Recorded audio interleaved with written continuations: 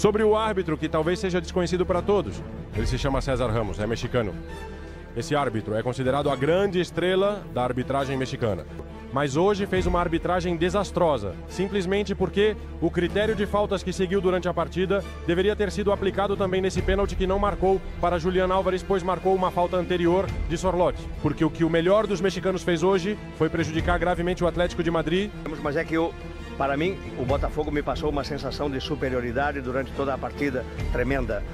E a jogada perigosa que saiu, Oblak salvou a partida, salvou no minuto 14 do primeiro tempo e salvou a 14 do fim do segundo. Sabíamos, era muito difícil fazer 3 gols nos brasileiros. Hoje, possivelmente, vimos a partida mais completa do Atlético de Madrid, mas não foi suficiente para continuar. Então é fazer as malas e amanhã voltar para casa. Não, isso é absolutamente inaceitável e impensável sob qualquer circunstância. A mera ideia de sofrer uma derrota por uma margem tão avassaladora de 4 gols de diferença é algo que simplesmente não consigo conceber, nem aceitar, nem sequer considerar como uma possibilidade remota. Agora a culpa da eliminação do Atlético vai ser do Henrique. Eu não disse isso. Então fala, amigos, chega mais, vamos aqui para mais um vídeo, já chega aí se inscrevendo, ativando o sino, deixando um like se ainda não fez isso, porque agora a gente vai pro choro espanhol, galera. Vocês acreditam que eles estão culpando a arbitragem por essa eliminação? Eles estão dizendo que o Botafogo ganhou roubado, por assim dizer, né? Que se classificou roubado, no caso. Que se não fosse isso, eles seriam classificados e o Botafogo não. Vamos ver aqui o choro dos espanhóis, eles vão aí falar a opinião deles e vocês vão ver. Vocês podem opinar também se vocês concordam com isso ou não. Lembrando que esse vídeo está dublado e vocês vão conseguir entender aí perfeitamente. Quem prefere vídeo dublado pode comentar aqui. Se prefere legendado também pode deixar. E aí é a critério de cada um, né? Vamos agora para o vídeo. Sobre o árbitro, que talvez seja desconhecido para todos. Ele se chama César Ramos, é mexicano. Esse árbitro é considerado a grande estrela da arbitragem mexicana. Esse árbitro apitou uma semifinal da Copa do Mundo do Catar. Um França-Marrocos na Copa do Mundo do Catar de 2022. Internacionalmente, ele já foi apitar a Copa Asiática, já saiu do México, apita as finais da Liga Mexicana. Para eles, é um grande árbitro. Mas hoje fez uma arbitragem desastrosa, simplesmente porque o critério de faltas que seguiu durante a partida deveria ter sido aplicado também nesse pênalti que não marcou para Julián Álvares, pois marcou uma falta anterior de Sorloth. Se essas faltas você não marca no meio-campo, essas faltinhas você não marca. Então também não marque agora, quando o que deveria fazer é apitar um pênalti sobre Julián Álvares. É que, como ficam dando tantas voltas sobre a arbitragem, não há árbitros espanhóis na Copa do Mundo dos Estados Unidos, nem no Mundial de Clubes, porque achamos que eles são piores. Não, os árbitros espanhóis, os internacionais, são melhores do que a maioria dos que estão no Mundial de Clubes. Mas a lista de árbitros é uma lista política. Ou seja, aqui há brasileiros, árabes, salvadorenhos, mauritanos, paraguaios, noruegueses, australianos, cataris, argentinos, canadenses, chilenos, da Argélia, da Líbia, da Nova Zelândia, da Romênia, da França, da China, dos Países Baixos, da Polônia, de Honduras, do Congo, de ingleses, americanos, do Senegal, do Uzbequistão. Mas como é possível que não haja árbitros espanhóis melhores do que todos esses? Muito melhores, muito melhores. Eu não sei se o caso Negreira influenciou, se influenciou o fato de que contavam com times espanhóis na fase final e, no fim das contas, para quê? Se eles não vão poder apitar. Mas que não haja espanhóis no Mundial de Clubes. Que os espanhóis internacionais, nossos árbitros, sejam melhores do que todos esses, pois são muito melhores. Porque o que o melhor dos mexicanos fez hoje foi prejudicar gravemente o Atlético de Madrid e depois também vamos falar do jogo do Atlético, mas a arbitragem foi ruim para o Atlético de Madrid. Fora o Atlético de Madrid, em poucos grupos ou em nenhum, haverá uma equipe que some 6 pontos e fique eliminada. Mas hoje ao Atlético voltou a faltar, provavelmente, energia, físico, jogo e um pouco de tudo. Henrique Ortega, muito boa noite. E que chances, hein, do Sorloth, do Julián Álvares claras? Houve duas muito claras. Precisando marcar 3 gols, ter apenas 2 chances claras. Mas olha, 2 claras, mais os 2 pênaltis, mais o que o Griezmann marcou, pra mim a conta fecha. Henrique. Eu acho que ao Atlético faltaram muitas coisas. Faltou o que sempre falta, que é jogo, e além do jogo criar muitas chances. Ontem você me perguntava, você acha que pode? Eu te dizia, a partir de muitas chances, sim. Pode virar o jogo. A partir de muitas chances. No primeiro tempo, né, o Atlético de Madrid não teve nenhuma chance de gol, além das 2 jogadas dos pênaltis, né, que podem ou não nos parecer, mas nenhuma chance de gol. No segundo tempo era chegar por cansaço, né? Chegar a simplesmente levantar bolas para a área, levantar bolas para o Sorloth, que briga com um zagueiro de 1,91 m e outro de 1,97 m. O empurrão final. o empurrão final ou seja, quando entrou o Correia, quando entrou um driblador, alguém que partia para cima, que buscava o 1 contra 1, depois a intenção do Griezmann nos passes, mesmo estando muito longe do Griezmann que todos conhecemos, mas é que para mim, o Botafogo me passou uma sensação de superioridade durante toda a partida tremenda. E a jogada perigosa que saiu, Oblak salvou a partida, salvou no minuto 14 do primeiro tempo e salvou a 14 do fim do segundo. Ou seja, o Atlético tem o que tem, ele disse, demos tudo o que tínhamos, Simeone, mas o problema é que eles têm muito pouco em jogo, quero dizer. Eu imagino o Antônio Sanz, que já conheço há algum tempo. Muito boa noite, Antônio. Claro, nós fomos os primeiros a destacar a má arbitragem. Para mim, hein, contra o Atlético de Madrid, do árbitro mexicano. Mas ao Atlético faltam muitas coisas. Se quiser ganhar uma partida por 3-0 como hoje, tinha que ter vencido. Faltaram muitas coisas, não é? Hoje o Atlético venceu. Decepção ou raiva? O que pesa mais para você? Estou chateado porque ir para casa com 6 pontos é uma situação ruim, é uma decepção. Talvez o Atlético tenha que jogar melhor ou poderia ter jogado melhor, mas hoje venceu a partida. Isso tem que ser reconhecido ao Simeone e aos seus jogadores. Venceram por 1-0. É verdade que o Botafogo também não teve, além do mano a mano no primeiro tempo, uma chance clara. Eles abriram mão de atacar. Eles sabiam que o objetivo deles era não levar 3 golos para passar para a próxima fase. Mas o Atlético de Madrid se viu em muitas ocasiões da partida claramente impotente pelo jogo. Não, o jogo não brilha. O Atlético, estamos vendo, ou pelo menos neste campeonato mundial de clubes, vimos o Atlético menos Simeone de todos, né? Ou seja, não é normal ver um Atlético de Madrid com tanta posse, com tanta bola, com tanta pressa para controlar o jogo, porque esse não é o sistema idôneo ou ideal para o Simeone, né? Mas isso nasce na noite de Paris. A noite do 4-0 é quando o Atlético se deixou tanto que hoje tem... A noite contra o Paris, você quer dizer? Sim, contra o Paris, a noite de Paris, ou seja, contra o Paris Saint-Germain. Essa noite foi quando o Atlético de Madrid deixou tantas coisas para trás que hoje pagou por todas elas de uma vez. Hugo Condes viveu isso lá no Rose Bowl com o Atlético, então é prestes a fazer as malas. Como vai, Hugo? Boa noite. Olá, Hugo, muito boa noite. Boa noite, por assim dizer. Sim, aqui no Rose Bowl. Bem, decepção, não é? Sobretudo aqueles últimos 15 minutos contra o Paris Saint-Germain que condenaram o Atlético de Madrid a um triplo empate com 6 pontos. Já sabíamos, era muito difícil fazer 3 gols nos brasileiros.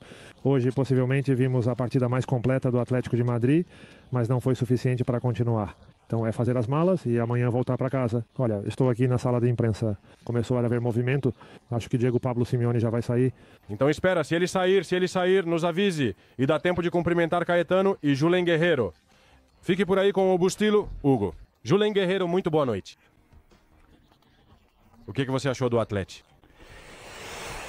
Bom, eu acho que o Atlético de Madrid, para mim, chegou com um elenco bastante limitado, principalmente fisicamente, especialmente os jogadores de ataque durante todo o torneio.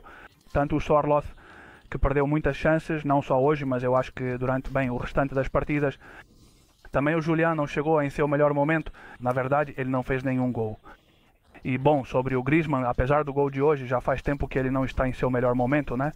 Talvez o mais perigoso seja o Correia, que é o único que faz coisas diferentes e que também, sendo o mais descansado que chegou, eu acho, a este Mundialito, porque foi o que menos participou durante a temporada, poderia ter jogado mais minutos, né? Eu acho que ele poderia ter dado mais ao Atlético de Madrid. Sim, eu acho que o Atlético de Madrid, nesses jogos em que os adversários se fecham e deixam o domínio para eles, precisa de jogadores com mais capacidade de drible. É que não tem muitos. Correia, Griezmann quando estava bem, mas de resto é um time que joga melhor entregando a bola para o adversário e com espaço, né? E talvez deva considerar também a possibilidade de contratar um jogador com essas características, não é? Que parta para cima, que tenha esse 1 contra 1, que os cruzamentos venham da linha de fundo, não de tão atrás, que foram fáceis para o goleiro defender ou para a defesa afastar, né? Ou seja, nesse aspecto podem tirar alguma conclusão para a próxima temporada, né? Que eu acho que eles têm sim algumas carências. E, bom, vale dizer que, no entanto, o Atlético de Madrid ganhou as 2 partidas que precisava ganhar, né? Quem falhou foi o Atlão PSG, inesperadamente contra o Botafogo. Ou seja, nesse aspecto, bom, não se esperava essa derrota do PSG e é isso que condenou o Atlético de Madrid. Mas... Preparado. Agora vamos ouvir. O fato é que Cholo Simeone disse que temos os mesmos pontos que o campeão da Liga dos Campeões e o campeão da Libertadores e estamos fora. O argumento. Os 6 pontos do grupo. Mas isso ainda é uma armadilha. Ainda é de fato uma trapaça? Não, então cada um pode interpretar a situação como bem quiser, de acordo com sua própria perspectiva. Ok, mas na verdade isso é completamente falso. É interpretá-la de uma forma que você está enganando as pessoas. Não, não, não. Se me permitem, estive olhando todos os grupos e não vai haver nenhum terceiro que vá para casa com 6 pontos. Inclusive, há possibilidades, muitas possibilidades, de que haja pessoas ou equipes que se classifiquem sem chegar aos 6 pontos. Eu acho que não se pode classificar como um desastre o Mundial que o Atlético de Madrid fez. E a Champions também. E todas as competições. Mas você levou 4 do país. O grupo da morte, estava claro. O campeão da Europa, o campeão da Libertadores e o Atlético de Madrid era o grupo da morte. Ele fez o que todo mundo achava que ele faria quando começou o Mundialito. Não, não, espera, vamos ver. Não, não, não. O que você realmente pensava de fato quando ia para o não? Resultados, isso. Perder de 4 gols... Não, isso é absolutamente inaceitável e impensável sob qualquer circunstância. A mera ideia de sofrer uma derrota por uma margem tão avassaladora de 4 gols de diferença é algo que simplesmente não consigo conceber, nem aceitar, nem sequer considerar como uma possibilidade remota. É uma situação que me recuso veementemente a contemplar, pois seria um resultado verdadeiramente catastrófico, humilhante e devastador para a equipe com consequências inimagináveis. Não, de forma alguma, isso não pode acontecer, não deve acontecer e com certeza não acontecerá. É uma premissa que rejeito com toda a minha força, pois a derrota por essa margem seria um desastre completo e absoluto. O PSG faz o que quer, claro. Não, foi só o Pablo. Agora a culpa da eliminação do Atlético vai ser dos Henrique. Eu não disse isso. Eu disse que o Atlético de Madrid cumpriu a ideia de uma seleção normal. Manolo, ele tentou. Ele o testou. Manolo, ele tentou. Uma loteria normal, sua cor. Você perde para o PSG e vence o Saúl e vence para os americanos. A coisa lógica. Isso é o que todo mundo diria. A armadilha, Manolo, é que você já chega ao terceiro jogo condicionado, tendo que ganhar de 3-0. E nisso, alguma responsabilidade o Atlético tem?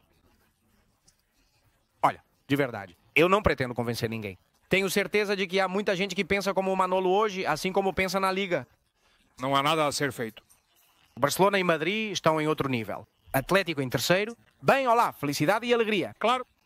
Sim, eu concordo plenamente com a primeira parte da sua afirmação. No entanto, quando se trata dos pontos subsequentes, devo expressar minha discordância. Não, eu realmente não posso concordar com essa perspectiva apresentada. E não, de forma alguma, posso aceitar a conclusão final que foi tirada. Para algumas pessoas ali, isso não é verdade. O que é isso? Isso é indiscutível, Manolo. Agora, podemos analisar por que você entrou no jogo de hoje com o placar empatado em 0-0 no minuto 80. Por exemplo, acho que o PSG venceu você por 4-0 sem nem suar a camisa. Sem suar a camisa. Acredito que o Atlético de Madrid é totalmente responsável por isso.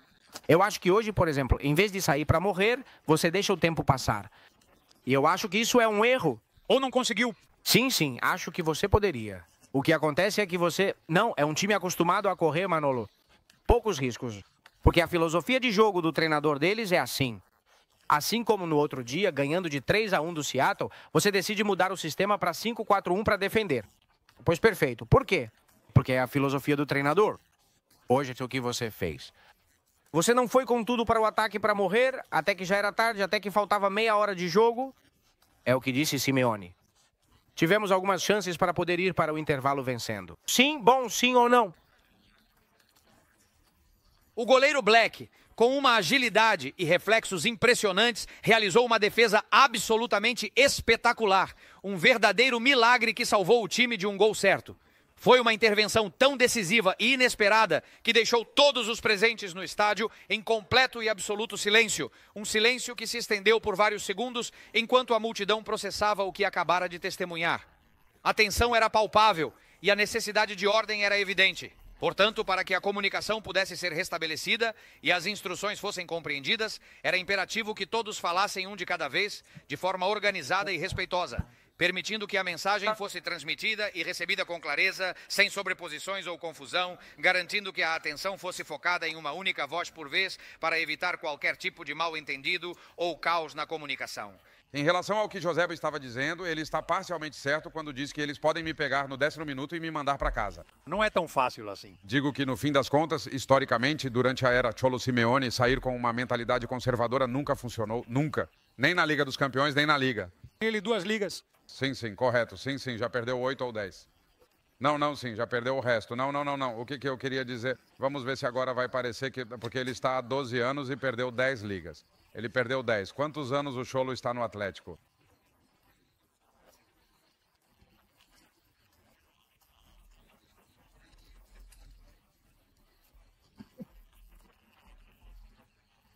ou 13. Bem, ele perdeu 10 ligas. Ele ganhou 2 e perdeu 10. Obrigado.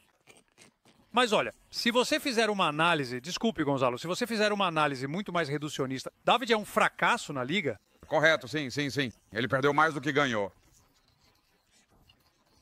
Os anos em que ele perdeu foram fracassos, certo? Claro, 70 léguas. Claro, e é por isso que eles se livram dos treinadores. Ouvir Simeone. Quero dizer a última coisa. Parto do princípio de que não gostei da forma como o Atlético de Madrid jogou. Eu não gostei. Bem, não parece. Mas é um bom começo. Mas... Se, com toda a maldade e a intenção prejudicial que ele deliberadamente jogou no campo, permeando cada jogada e cada decisão, criando uma atmosfera de tensão e desafio, e se, em meio a tudo isso, Julián Álvares, com sua habilidade inquestionável e sua precisão cirúrgica, conseguir marcar um gol que, dadas as circunstâncias e a clareza da oportunidade, simplesmente não pode, sob nenhuma hipótese, ser desperdiçado, um gol que seria decisivo e que mudaria completamente o rumo da partida. E se, por outro lado, Sorloz, com sua persistência e sua capacidade de finalização, marcar um daqueles gols que são considerados infalíveis, aqueles que ele tem guardados em seu repertório, que são praticamente garantidos e que de fato deveriam ter sido meticulosamente montados e executados com perfeição desde o início, então a situação se tornaria ainda mais complexa e imprevisível, com consequências significativas para o resultado final do jogo. Todos juntos, o que é tudo junto. 7 atacantes. Vou começar a consertar um pouco você, Manolo, e o que Gonzalo pediu para você consertar. Uma coisa. Um segundo, por favor. Por favor, um segundo, Simeone. Esta é a voz em que ele explica. Você vai ouvir o tom, o contexto, a questão dos 6 pontos. E é isso aí, amigos. Esse foi o vídeo. Né? Se você curtiu, deixa o like, ativa o sino, se inscreve no canal. É muito bom a gente ver essas análises, porque a gente vê opiniões diferentes também. Né? Eu não concordo com nada disso. Eu acho que, assim, não foi pênalti. Não foi pênalti. Eu assisti o jogo, vi aquele lance, não achei nada de pênalti ali. Achei que...